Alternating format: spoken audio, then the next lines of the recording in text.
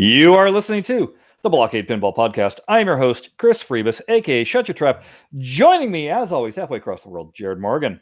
Hello, everybody. I'm a bit husky today because I've just come back from my MC gig at Melbourne. 2 days of talking, introducing people, and then back announcing people, speaking at Write the Docs AU, and my voice is shot. It's really, really rough. It may not sound like it, but it's like my throat feels like it's scratchy and on fire. So yay! You know what? A secret remedy that I found out was the sole purpose of why it was invented. Swallow a marshmallow whole. What? Take a marshmallow, swallow it whole, like a jumbo. You know, one of the jumbo puffs, not the little ones that you put in your cocoa, but a jumbo marshmallow. Swallow that bad boy whole. It'll coat your throat, and your throat will feel amazing. Oh, I'm not lying. We started doing this about a year ago, and anytime any of us have a sore throat, it's whip out the marshmallow, toss it down, just swallow it whole. They're just like a regular sort of, not like the s'mores campfire marshmallows you get from Costco. There's no way you're swallowing that one whole. Well, no, that's what I'm talking about. The ones that you put on, that you would make s'mores out of. The really huge ones? Yes. Like the massive ones? Yes. How do you even swallow that down? It's a marshmallow. It compresses. Oh, dude. I don't know about that. Or fine. Okay, fine. If you don't want to swallow one of those whole, pop it in your mouth and just suck on it. And it's still what it's made out of. It'll coat your throat. It's gelatin. Yeah. And apparently this was what marshmallows were originally invented for. I mean, they probably had sugar added later, but they were a throat reliever with it. Yep. Oh, yep. There you go. We've learned something today. I'm telling you, it works. We swear by it around our house. There you go. There you go. I've learned something today. I can go home. Oh, wait. You already are. I already am. Too bad you got no marshmallows in the house. No marshmallows. Otherwise, we did have a big bag of those ones because we got them for a party once, but they're long gone. Yeah. The other suck part about it is we'll buy them when we're feeling sick or whatever, and you eat all of 4 out of the giant bag before your throat starts feeling better, the next day and stuff. And then you pack them away, and there's that. You get a sore throat, a couple months later, you go to grab the bag of marshmallows. They're like all hard and stale, and you're like, I gotta go to the store and go buy another bag. Yeah. Still, yeah. $2.50 for a bag of marshmallows is a lot cheaper than the $8 for the cough medicine. So. Oh yeah, totally. Or the Strepsils or whatever else you got over there. Yeah. Good tip. Good tip. It's Dr. Chris. We've never had a medical segment, have we?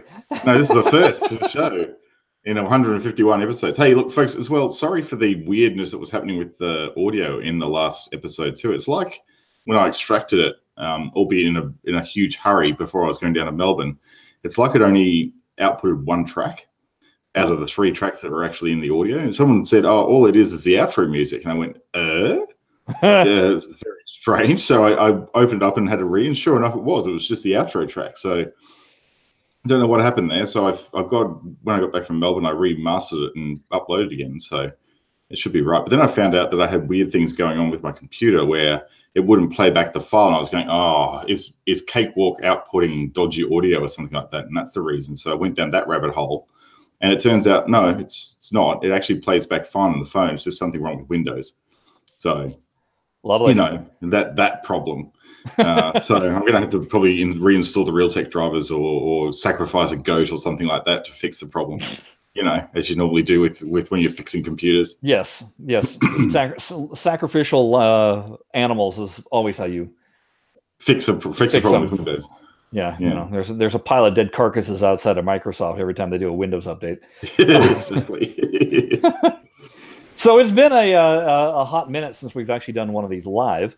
Yeah, it has. It was one of those things where it was like, we're in that dead time. We were about to hear the announcement, and then Mel contacted me and was like, hey, we can do that right now. So I had recorded the announcement, 2 weeks before we could even play it back for the podcast. And then you were out last week. And so it was one of those things where it was just like everything kind of piles up. October, November is always weird for our podcast where it gets December is even worse. Oh, well, for everybody. Because December, there's all my family, like Kim's family, has birthday parties. And I don't know what December's going to look like. There's going to be a couple of weekends there when I'm probably going to be out of action too. Eh? Yep. So, but yeah, in that meantime, there's stuff to talk about once again. So There is. go We have figure. news. Well, it's news that you all have pretty much already know, but Probably eaten already. Yeah. yes. If you listen to the last podcast, clearly you already ate it. So yeah, what we're talking about is with FX3 Williams Volume 2 pack came out. It's a 3-pack of tables, going to be on sale December 4th. $9.99. So pretty much your standard Zen pricing. I know some people were like, hey, what about the 4th table? I thought there were supposed to be 4 tables. Chill, folks. It's called quality over quantity. I know that we're so used to beginning just quantity on a monthly basis, but I think we can all agree quality mucho better. Yeah, that's right. Mucho bettero. Yes. Sorry, all Spanish-speaking people. Slight butchering there. I don't know if the plan. I mean, I know that early on when the whole thing was announced, that Zen had said, "Oh yeah, there'll be 4 tables, another 4 tables by the end of the year." But then what we were hearing with getting the beta of this, we were supposed to have the beta a couple of weeks ago, and we got told, hey guys, there's a delay on this. And basically what the information was is that, these tables are a lot more difficult than they thought. Yeah. There's yes, the design aspect doesn't need to be there, but there's still the implementation and all the features functioning within the table. And all the extra overlay that they've put in. That's what I mean. Yeah. All the extra overlay. Yeah. So I don't know if at some point they just dropped the 4th table in general, or if there ever even was a 4th. I don't believe there ever was, because they normally release packs in 3. Exactly. Let's have a look at the all the Star Wars tables. We generally have 3 packs, or 2 packs if they were small, but rarely 4. The only 4-pack I can recall anytime recently was with the what they call it, the Balls of Fury pack, the Fox pack, which Fox animation pack. That was Archer, American Dad, Bob's Burgers, and Family Guy. Yeah, that's right. That was a 4. That was a 4, but I don't. I'm hard pressed to think of the last time that we had a 4-pack. Yeah, I can't remember. That. I cannot remember the last time we did. It's always been 3s. And there's been 2 packs, which I think, I don't know. I'm not sure. I'm hearing rumors that the original tables that are going to be coming out in the new year, that there were supposed to be 2 original tables coming out first quarter of the new year, and that Disco Dodgeball. Right, it might turn into 3. Oh, okay. It might turn into 3. Apparently, they're feeling pretty high on what they've got going on. So I don't know what. I mean, they said it's an original IP to Zen. Whether that means it's a licensed IP that's brand new to Zen, or if it's Zen creating their own. Disco Dodgeball. Exactly, Disco Dodgeball and Infinity Mini Golf. That's right. So anyway, that's like I said. 2 packs have happened. 3 packs tend to be the norm. So. We got all this time without even mentioning what is in that 3-pack. So you've got the AAA title, the anchor of the batch, which would be Attack from Mars. Yeah. I mean, again, not a no-brainer to put into the game. Early. Yeah. My only issue with Attack from Mars is it's such a response to Medieval Madness. Oh, yeah, it is. They're basically the same game. Right. I mean, it's just like, hey, that was really successful. Let's do it again. Yeah, that's right. Let's make an Alien Attacks theme. Medieval Madness. Yeah. So that's my only. I know everybody's like, oh, but that's my favorite table. Well, I always have preferred Medieval Madness over it. And then to have a 1-2 punch of them, to me, it's kind of like, oh, okay, well, it's kind of the same attack, patterns and everything else like that. But still, I'm not sad about it by any stretch of the imagination. You're gonna have to get it into the game sooner than later, and sooner is usually the better choice with that one. Attack from Mars in Pinball BlahCade was certainly one of the ones I gravitated towards the most. Yeah. Probably more than Medieval Madness, just because of the way it was implemented. It just felt better. Well, considering Medieval Madness was the first DLC pack that Farsight put out. Yeah, that will be the reason why. Yeah. And then maybe next table would be Black Rose, which we all kind of guessed would be, again, one of the first ones just because of that magazine, but manual stack. Yeah, that manual stack in the teaser video. And Black Rose is by no means anybody's top tier table. That's just kind of one of those, oh, okay, cool, whatever. And then done well, it's a lot of fun. Yeah, the surprise of the batch was that Party Zone is the third table. That's one of those. It was like, really?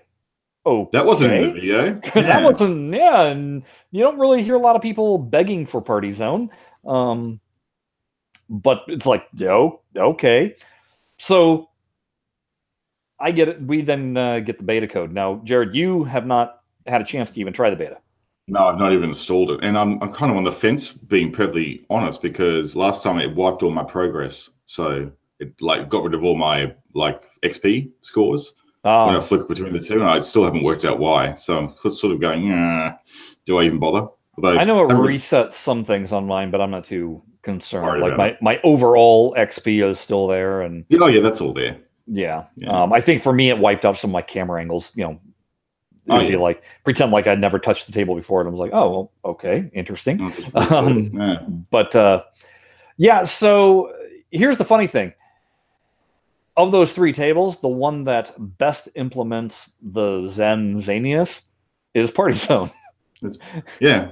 So the table that I kind of went, oh, that's a head scratcher. Then I started playing it, and I was like, oh, here's the one that they went kind of nuts on. Cool. Did all the things, yeah. Yeah. Well, it's a sort of theme that lends itself to a bit of craziness, right? Well, I mean, obviously it does, but it was one of those that I thought the table was packed with stuff as it was. It was visually intense. But what they've done is just plain up and replaced some things. So, for instance, the main thing that you'll notice is instead of the Captain Bizarre head wandering, spinning on a circle, following where your ball goes and chatting at you, they replaced that with a spotlight. And so the spotlight follows wherever your ball goes. Cool lighting effect, because it's, the table is of the same darkness that we got with the past pack, but the light still is actively following around wherever your ball goes. And then they just put Captain Bizarre on top of a rocket, and he's hovering in front of that, basically chatting at you that way. So he's a fully animated character. And that's pretty cool. It is pretty cool. And then there's all sorts of things like when you ball drain, it like bucks him off and he kind of tumbles towards the front of the play field.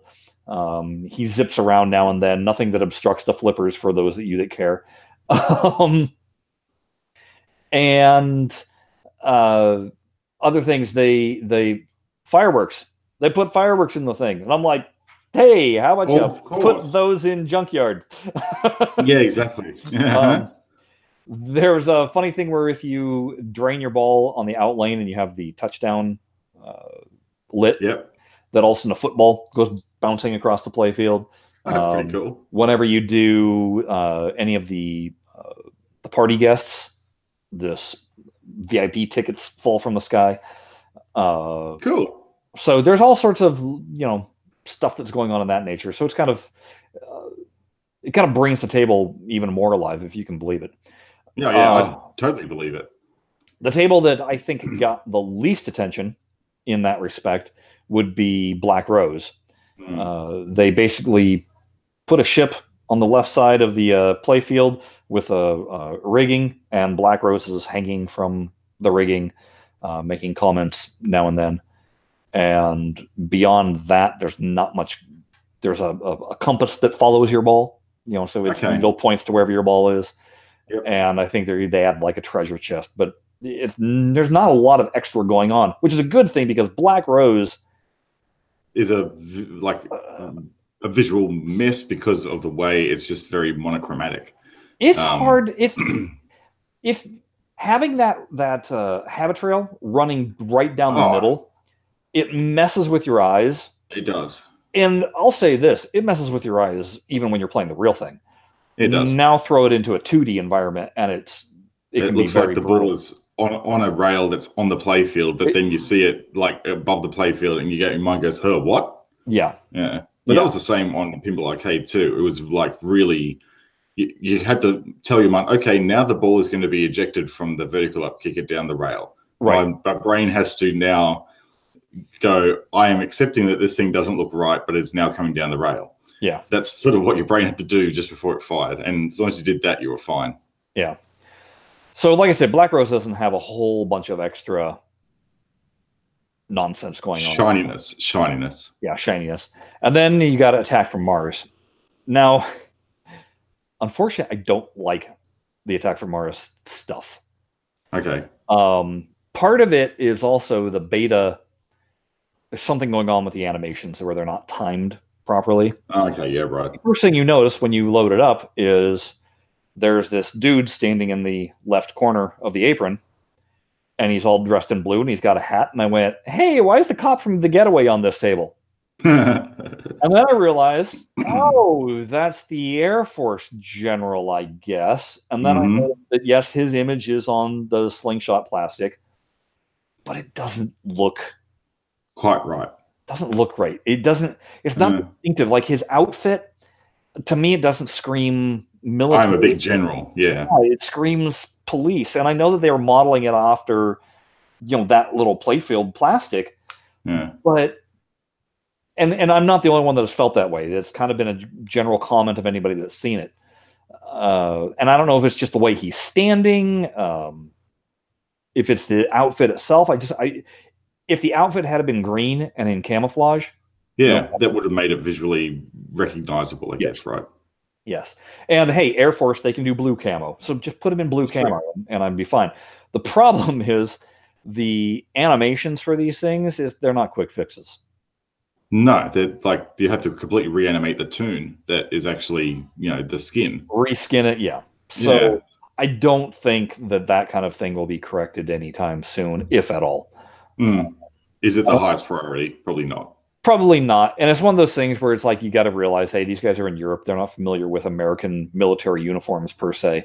Nor am I. So probably if I looked at it, I would probably just go, some sort of official looking dude with a hat. Cool, whatever. Exactly. Now, the other problems with the animation are there's a walkie-talkie or cell phone, like 80s style brick cell phone, just floating in the middle of the playfield. Oh, okay. And I thought, well, that's weird. It's kind of out of place, and I didn't put two and two together until the general went to say something, and all of a sudden the walkie-talkie zooms across the screen into his hand. Oh. I was like, he's got the force. Yeah, so the general is actually a crossover from Star Trek. Oh boy, that's gonna be bad. Star Wars, or like one of the movies with all the telekinesis in it. He's telekinetic. Yes. Great. Well, that's fine. And then as soon as he's done with it, he looks like he animates like he's putting it into his belt, and then it actually just appears in the middle of the playfield again. Right. Okay. So they haven't quite got that quite right yet. Not quite right. And this is all stuff, they did a live stream of these. Oh, okay. Tables the other day. So, folks, this is stuff that you guys have kind of mentioned. It was seen in the video, so hopefully I'm kind of explaining a little bit more of what happens having actually played it. The other thing that visually is just kind of off to me is there's a flying saucer that once you have lowered the gate that you would now be able to fire on the flying saucer, a flying saucer comes and zips in and starts dancing back and forth. My issue is it's the exact same size as the toy. Oh, and after seeing what they did with the dragon in Medieval Madness, I expected the toy to start hovering and doing the zipping around. And instead, it's just this hovers around and it becomes an additional thing. And it just kind of visually, I was like, well, what's that? That's such an add-on. It doesn't feel so. You're expecting the saucer that's the toy to actually animate lift off its platform and start like dashing around. Yes. Yeah. And then I expected, because Mel told us, he said, saucer, saucer, saucer. There's a lot of UFOs going on. Well, Mm. you have all the little tiny UFOs. Mm. At the same time, I want those to all of a sudden start zipping around. I don't know. Just give me You UFOs. want an invasion. Like, you want a total invasion. Yeah. Yeah. And then, so let's say you finally destroy the saucer, right? Here's Mm-hmm. what happens. The general pulls his pistol out, and I can't tell what's going on with the animation because then he puts the pistol away, but then you hear this ricochet sound effect, this little ping, and like a spark happens on the floating Saucer. saucer, and it zips away. Okay. And I went, really? A pistol scared away A giant mothership? Well, like the audio from the machine makes it sound like it's an explosion. yeah. So it's like, yeah, it sounds like Independence Day. Yeah, it's just kind of odd. I don't know. Again, I don't know how much of this is that the animation isn't lined up, that it's not complete necessarily within the beta. I think that's probably the case. It sounds like they're gonna have to just do a few bit of tweaks before they get it out there. Yeah. Now, the one thing I love about it is on the right side of the apron, you got missile batteries. So every time you walk a ball, the missile battery turns. One of the missile batteries turns and starts aiming towards the saucer, right? That's when cool. you start multi-ball, every time you hit one of the lanes for a jackpot, missile fires. Oh, cool. Streaking across the playfield and causes a big explosion of the toy. That's cool. That's cool. That's cool. That I was like, yes. You know, the only way it would be even better is if they did Robotech style missiles where they're like swirling and causing smoke to go like that. That'd be way awesome. That would be cool. So I wonder if the reason why there's not a super huge amount of animation on there is that it would actually cause performance problems in the game. Like, it could, the extra animations could actually start to eat into the frame rate of the balls. So that's maybe why they've had to actually dial it down a bit. Because I'm sure they wanted to do that. If we're thinking of it, if we can think of that, they would have obviously thought of that when they were playing it. You also have to remember they're still in safe mode. These tables were well into development prior to Volume 1 even being released. And we're going to get into that kind of stuff in just a little bit. So they didn't know how the audience was going to react to this stuff. So I think that on certain tables they were willing to kind of push it, and on other tables they were like, yeah, well, let's hold back a little bit. And so, I mean, in summary, you could assume that the artistic direction for this table was decided on months ago. Yes. And therefore, they're only at the point where they can do minor tweaks, but they can't reimagine it. Right. Yeah. Some of the other things that they have done, the event cameras, I kind of like what they did. They made them a really low angle, and you can see the DMD at the same time. It kind of gives you, hey, here's what's happening on the play field, and make sure you're looking at the DMD at the same time and see what's going on. They did cool. If you do Eat, Drink, and Be Merry on Captain Bizarre or on Party Zone, you can really see it well. When you start up, not when you, I guess Martian Attack, not Martian Multi-Ball, but Martian Attack on AFM. It does the same thing. Goes really low angle, and you got all the four characters animating and jiggling around. Exactly. It looks really cool. It looks like you're actually on the ground with all these Martians jumping around you, right? Yeah. So that's pretty cool. That being said, I turned off the event cameras. Because it's like, oh, that's nice, and I'm done with that now. Yeah, you know, it becomes a distraction. You're jarring to pop in and out. I like to just see the whole playfield going. Fortunately, you can turn the event cameras on and off. So that's the thing. Now, for PC users, and this was the big news that was in the interview that we did with Mel, you can turn on and off the censorship. Only on Steam, though, because it's not applicable for ESRB or something like that, right? Yeah, there's something about how, on Steam they can get around it much easier without submitting for approval. With consoles, they do have to submit for approval, so I think they're still dealing with that. So they can't quite implement it yet, if they're going to be able to implement it at all. Yes. But yeah, for Steam users, it's a toggle button within the options menu that you can turn it on and off. That being said, it's not in the game at the moment. Right, okay. The toggle is, But if you look at specifically, if you look at Black Rose and you look up at the back glass, the real back glass is her basically wearing a leotard, and the Zen version, they eliminated the line that would create cleavage and gave her basically colored her legs in so it looks like she's wearing leggings. Right. The thing is I actually prefer that look because. Oh, really? Yeah. Well, I'm sorry. What pirate is going to be wearing a leotard? That's just silly. Yeah. And then they even went a step further. The way they drew her or animated her on the rigging, she's in full pirate regalia. I was like, way to go. That looks cool. That's the way to do it. Yeah.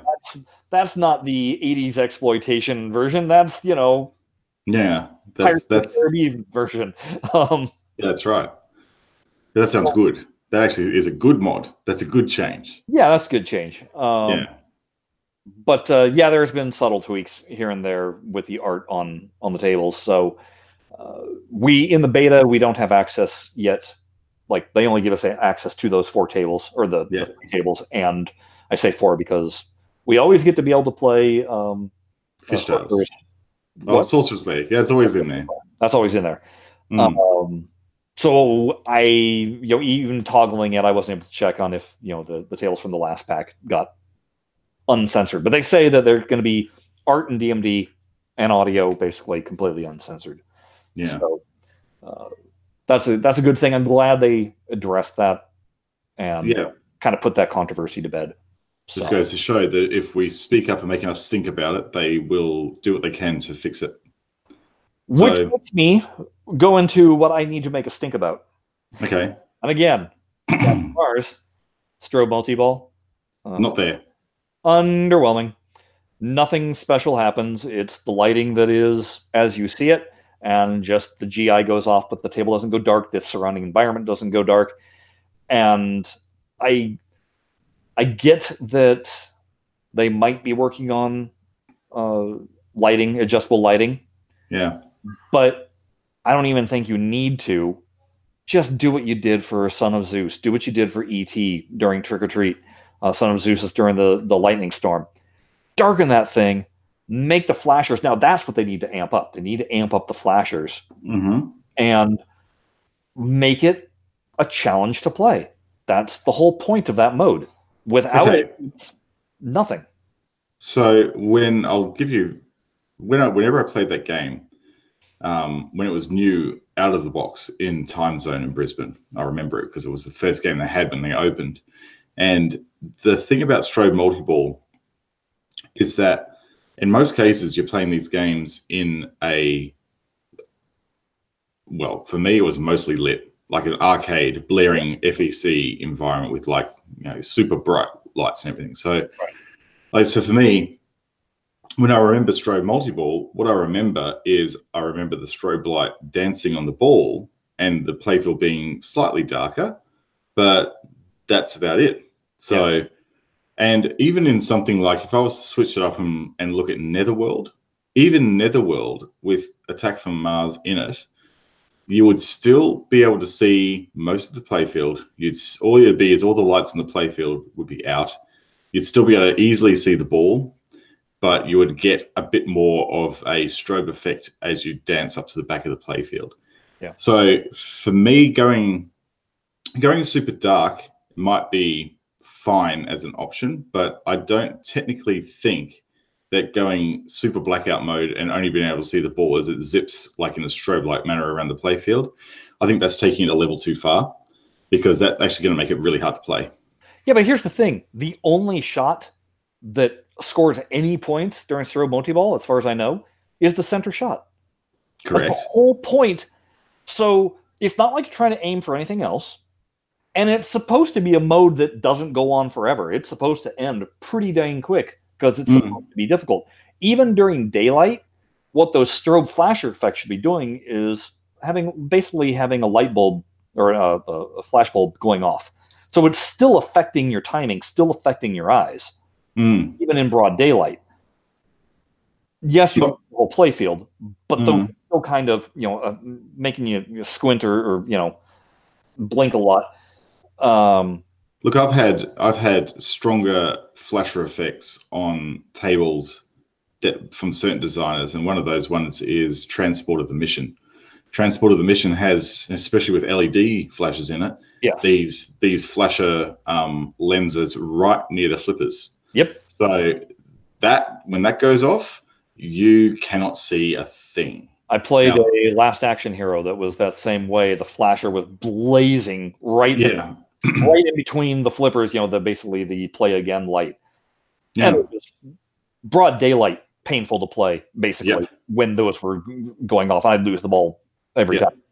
Absolutely. So I think think of what would happen, when you're in a nightclub and they put the strobe lights on, everything goes staccato. Yeah. So now if it was like full on black, like in what was the recent table they released that had full on blackout? Son of Zeus, wasn't it? That went completely black. Yes. So if they did that effect with strobe, I'll accept the fact that yes, strobe multiple is a multiple mode and it's not a main mode. So therefore, it's not that you're there for a good time, not a long time. But at the same time, I would suggest that having it like super dark and only having the light from the strobe illuminating your ball, it would not be the best, I don't think. I just think that potentially going down the path of not completely super dimming the play field is probably the right approach to take for now. The other option would be to, just like we can toggle on and off the enhancements. That could be an enhancement layer. A toggleable thing. Yeah. I mean, currently AFM is the only table that needs it. When and if we get Circus Voltaire, we need it again for Neon Multiball. Again, same conditions apply. I've always played Neon like a Circus Voltaire, not in a completely dark room. Let me ask you, have you ever played either of those in a completely darkened room? I don't think so. Only guy was maybe three, maybe 4 years ago, got the chance to play Attack from Mars in a dark room. And it was one of those things where it was just like, oh my gosh, that's what the big deal is. Right. When Strobe Multiball came on. It's spectacular. Right. It's just one of those things that if that's supposed to be a selling point of a mode, then you need to celebrate how it's supposed to be played. And no, it was amazing. There's a reason why the table came with an epilepsy warning. Right. Yeah, because that was one of the first ones that did actually feature an epilepsy warning because of the strobe light. Yeah. Well, look, I'm open to it, but at the same time, I think it needs to be toggleable because I think some people will really hate it and some people will really love it. But I'm just saying, when you play Son of Zeus, it's not an option. It just happens. Yeah, it does. That mode was designed that they do in Son of Zeus when they do the Storm. That's how it's designed. And there's all sorts of Zen originals that's what they do. That's how it's designed. Hey, I think the same logic, the same rules should apply to Attack from Mars. I know. But it's debatable for people because, well, there's a difference between, what I played in an arcade versus what was designed for a video game. But I just got to go with what was I don't think that when they were designing Attack from Mars, they went, hey, we're going to put this mode in, but it's really cool if you play it during broad daylight. No, probably not. But at the same time, they would have had to go, well, most of these things are going to be put in arcades because remember back then that was the customer. It wasn't home use only. So yeah, but back then the arcades were dark. Well, somewhere. Mid-90s, dark. Yeah. Well, again, some of them were. Like Time Zone where I was basically full daylight in a basement. So you would walk in there and it just felt like you're outside in the sun. It was that bright. Wow. And, there was playtime as well, which is subtly darker, but still, like, I would rate that like at 80% brightness instead of 100% brightness. So the arcades here were still pretty light. Disappointing. Disappointment. Yeah, well, all the drug deals and stuff that go down in arcades in the 90s, they had to make sure that, they could see those happening. and all the dens of iniquity and all the smoking and general depravity that happens in arcades in the 90s. They had to make sure that the lights were on so they could see them. See, it's funny because the arcade I worked in the 90s, it was early 90s, but during the day, we had windows all over the place. So full sun blazing in. Natural light. But then as soon as it went dark, we didn't turn on the lights. Yeah. We just let it go dark. And all of a sudden it was the glow of the arcade cabinets, and the pinball machines were, suddenly in full glory. So it was a completely different play experience. Play during the day, play during the night. It's going to be different. Yeah, right. And that would have been, I think, in that situation, that would have been when people would have walked up to the pinball machines more, because they would have seen them flashing away like nothing else. Yeah. And during their attract modes. So, they would have seen the reflections probably on the roof of the arcade and would have gone, whoa, what's that big light source down the back of the arcade? Right. I want to see that. Yeah. So that's where pinball, you're right, pinball looks better in the dark, but it's often not presented that way. Yeah. So there's also been discussion, now speculation, if you will, about what the next packs are going to be. Everybody's looking towards pack number 3. Obviously, as soon as we hear one thing, we're immediately looking forward to the next. And I just want to kind of reiterate, folks, what we understand is to happen. You got to realize that Zen typically has about a 9-month lead time on their tables. At least that's what they were doing with kind of their originals. How far out did they start planning them and then going? With Williams, they were planning it very far in advance. And Mel had told us that you're not going to start seeing anything until about pack 4 that would be either licensed or in response to customers with how they're reacting. Yeah, feedback. So he did say that in pack 3, there's one table that kind of is them going unhinged with what they plan to do in Zen Enhanced mode, but true reaction, implementation of the enhancements, you're not going to see them until pack 4. Same thing goes with the license. They didn't know how this was going to sell. They didn't know what the response would be, and so they held off on doing any licensed tables, just because they need to figure out how to financially make it work for them. Do they buy it in a block? Do they buy it and offer to make an original table at the same time? They need to know what their base is. So that's why you're not going to see licensed tables until pack 4. Yes, Monster Bash and Creature from the Black Lagoon are fully licensed tables. Those are universal monster tables. Yeah. So a lot of people can go, oh, that's going to be pack 3. Slow your roll. Highly doubt it. And then the other thing that people have been kind of saying is, hey, how about giving us a table that we didn't have before? Well, again, they're only doing DMD machines right now. And if you look at the list of Farsight did all the unlicensed DMDs, as far as I'm aware. There might be a couple that they didn't quite get to, but I mean that was for them. That was their sort of modus operandi, because it means they didn't have to pay anything, so they would have milked that particular. Exactly. So that leaves you with a handful of tables that are licensed that didn't make it into Pinball Arcade.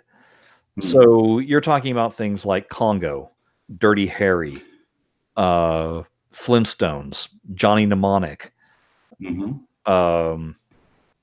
Trying to do this off the top of my head. The Shadow, Popeye Saves the Earth. Bugs Bunny. No, I'm saying DMD. No, DMD. Yeah, DMD. Oh, no, there's a Bugs Bunny DMD one as well, I'm pretty sure. No.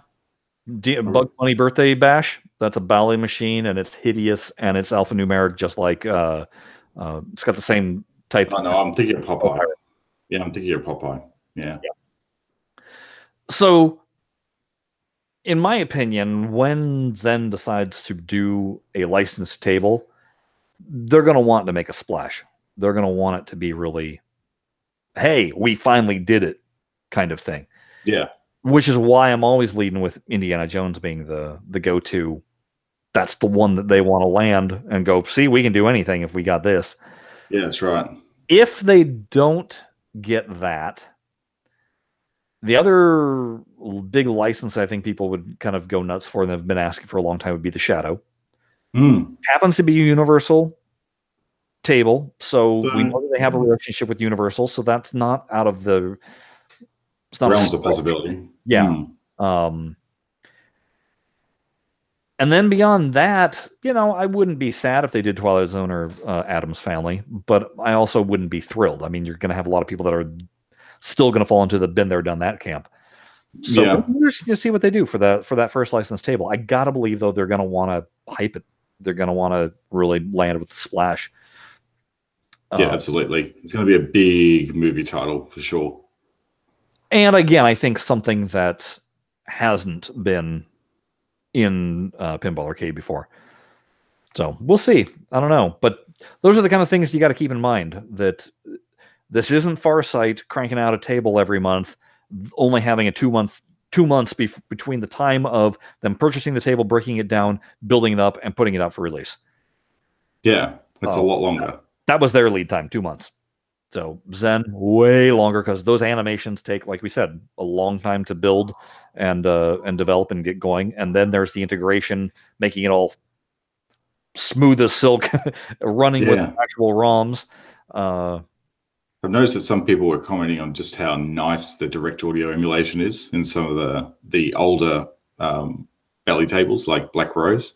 Like, you can hear everything as it was originally intended, not how Norman intended it. Right. So that's been really refreshing for a lot of people who do focus on audio, and I am one of those people. I prefer it to be original, and not like remastered in any way. Speaking of debatable, Black Rose, they've got lightning flippers on there. I don't believe it. You look at the flyer, no lightning flippers. Yeah, advertised as being lightning flippers. I did a general search. People have asked the question of if Black Rose had lightning flippers, but it never popped up definitively. And here's where we have to remember, all these tables that Zen is doing, they acquired them in Europe. Who required the lightning flippers? The European operators. Yeah, that's right. So yeah, if they're looking at reference tables, they will probably have, their table will probably have lightning flippers installed. Yeah.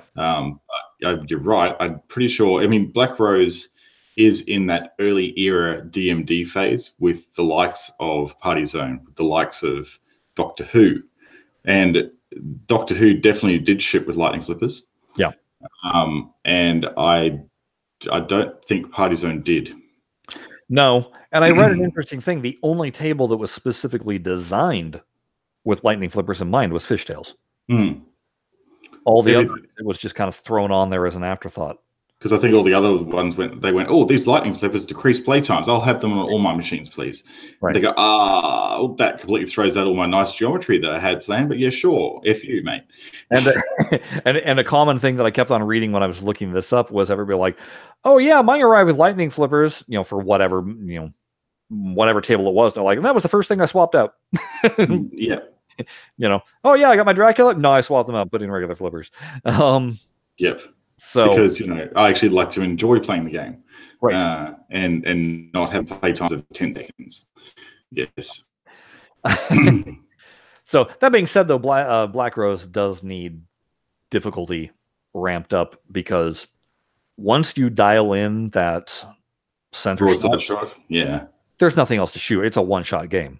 Well, it is over and over and over and over and over and over and over again, and ignore everything else. You can. You don't need to shoot the whirlpool. You don't need to shoot the large ramp. No, it's really the cannon and the broadside, and you're done. But that is just how the game works, though.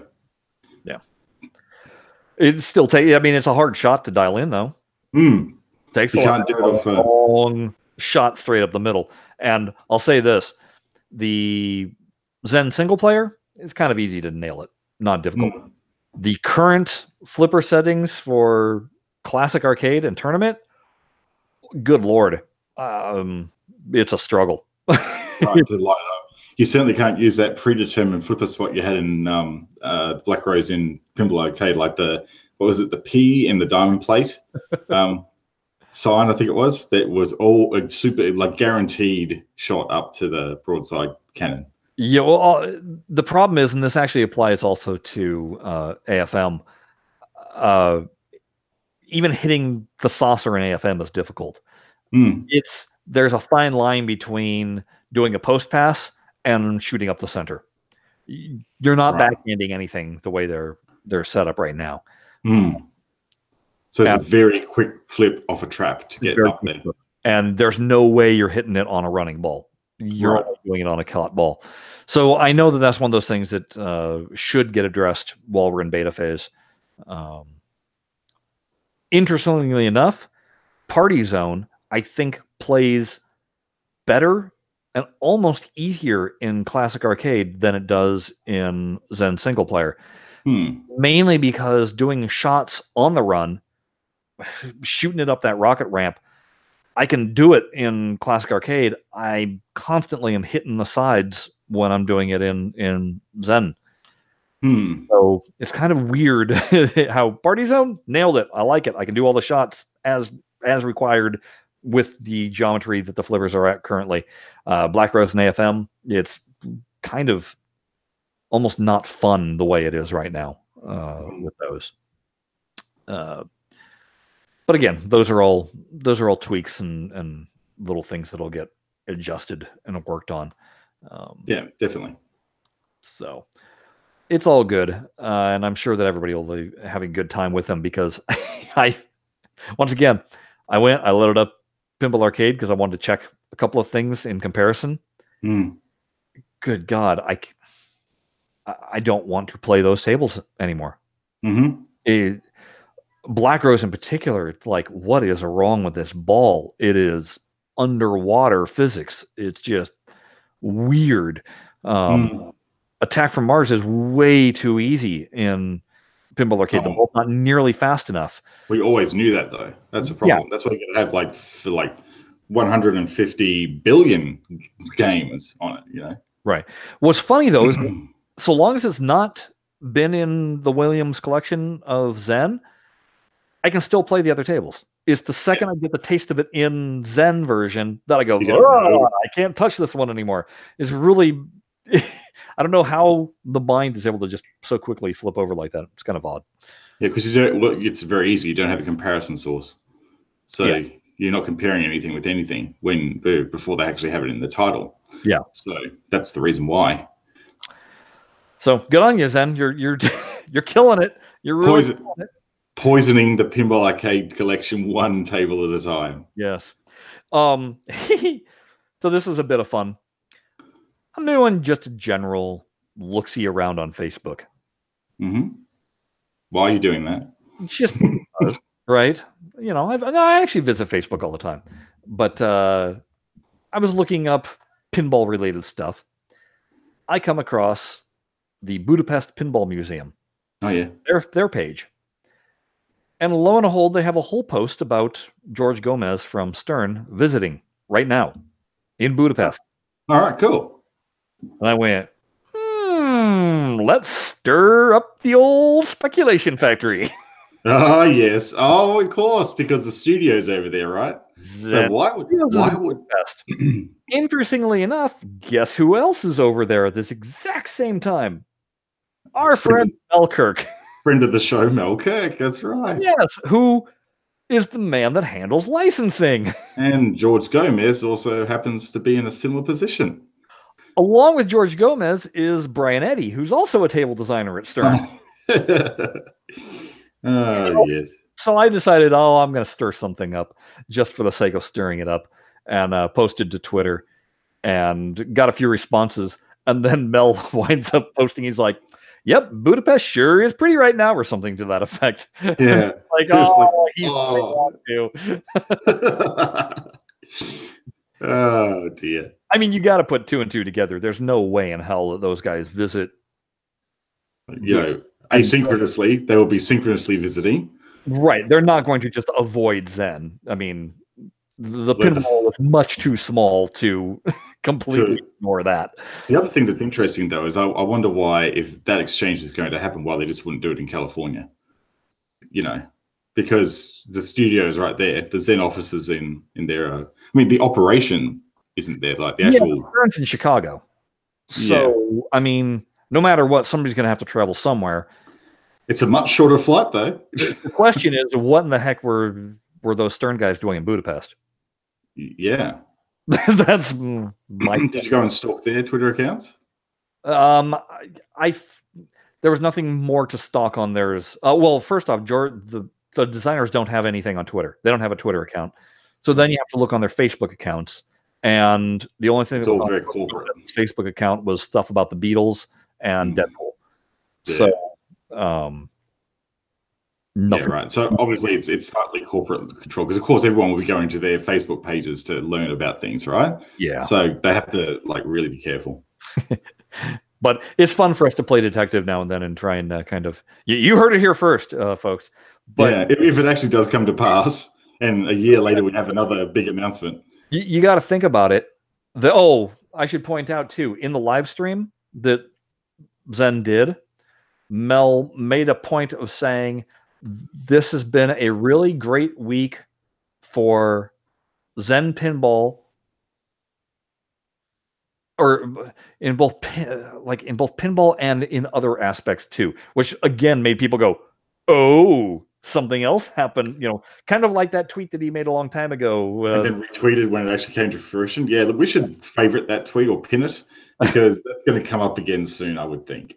Well, it wasn't a tweet. It was Twitch stream. Twitch stream, yeah. Hard to pin, but yeah, very hard to pin. But let's we need to put some sort of search engine optimization into this episode, so that a year later we can go, this was said here. I would, though, point out, before anybody gets excited about Zen doing Stern, I would think that at the earliest it'd be 2 years out before you'd even see anything. You know, they just got this Williams license. They need to work it. Yeah. And on top of that, they need to figure out the licensing aspect, because you don't enter into an agreement with Stern. I would hope you don't make the same mistake Farsight did. You figure out how the heck you're going to be putting out modern tables. Yeah, that's right. I mean, I have no doubt in my mind that Stern has contacted Zen. Oh yeah, after they saw what they did with Williams, why wouldn't they? I have no doubt in my mind, because you know they got to be disappointed that their latest and greatest are not getting put out. Shoot, even their old fogey tables are not getting put out. You know, It's like people want to play Lord of the Rings. People want to play Simpsons Pinball Party.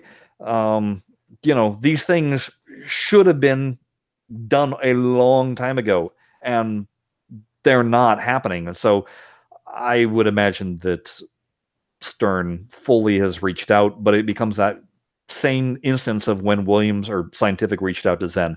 Hey, we got our plates full. We can't take on anymore at the moment. You're going to have to wait. Yeah, that's right. So I think even at the earliest, you know, maybe we would hear an announcement a year from now, and then you would see a table for a while after that. Maybe 18 months. Well, not like total time, 18 months, announcement in a year perhaps, or like a teaser in a year. I don't know. Yeah. It's well, probably not, though, because you know what Zen does. They usually announce, they wait a month, and they release. So it probably would be closer to the 15 or 16 month mark that they would do that. Yeah. So anyway, that's a big adventure. Like they'd have to like completely redo their engine and all. I mean, they had to do it with Belly Williams, but at the same time, Stern is a lot more processor intensive. So. I mean, believe me, I want it to happen. It's please make it happen. But it's just me having a bit of fun on our Twitter account, not actual news. Yeah. It's speculation, tinfoil hat stuff, right? Which we've had some success with in the past, purely because, well, it kind of all made sense. But this is just, there's no substantiated evidence around this apart from vague tweets. So, so read into that what you will. Exactly. Beyond that, I started painting the microcab. You did medium post too, right? You got a medium post up. So check out the medium post. I showed basically the construction of the cab, all the way up to the point of painting. That's been happening now, and I gotta say, spraying out the legs I did this hammered paint, a little textured. Legs look fantastic. Oh yeah, hides all the ick that was on them. Did you hit him with the mouse sander to get all the rust off first? Nope. Well, I did initially, yes. Yeah. I gave them a good, but there was some rust that I just couldn't get, and they were dinged up and scratched and ugly, and so that's why paint black was the straight on with the tray liner. That's a good decision. Yeah. Yeah. Well, it's not even bed liner. I didn't even use that spray. I didn't rubberize. It was just, it's called hammered, which kind of adds a slight bubbling to it. Right. So perfect for less than perfect surface. Exactly. So I've got my blue down. Before doing the podcast, I'm taping out for where I'm going to put the white. I got to paint that out, let it dry, and then I got to do the black, which is going to be tricky. Once I have that done, it's time to start soldering this bad boy and get it wired up. So I'm hoping within the next 2 weeks to actually have a finished, completed thing to mess around with. That is very, very cool. Now, on that front, I might actually have some news about Star Race as well. Okay. So Star Race for a while now has been complete, but incomplete in the fact that the boards were being worked on by the engineer that I got through a contact. This person has a lot of commercial customers that they need to support as well. So it was fitting the working around that, and it's been very busy. So I got this email just when I got back from Melbourne saying, "Oh, I haven't forgotten about you. All the main boards have been reserviced. I just got to do the displays." So apparently you can rejuvenate those gas plasma displays by connecting them up to a car battery, and it actually rejuvenates them and like heats up the gas enough to redistribute it around the glass, apparently. So that saves you a lot of money. And then I also need to do the pop bumper boards. Gottlieb Systematics have a separate daughter board for the pop bumpers with some stuff on it. They need an edge connector update plus another mod to make them stable. And I said, "Oh, I've got a feeling those are actually still on the machine." He goes, "Oh, don't worry, I've got like about 10 of them lying around my place. I'll just do a swap." So fine. So I think it's very close for those boards being put back in the machine. We're doing a switch on test. Nice. So I think I might actually have this done by my estimated Christmas.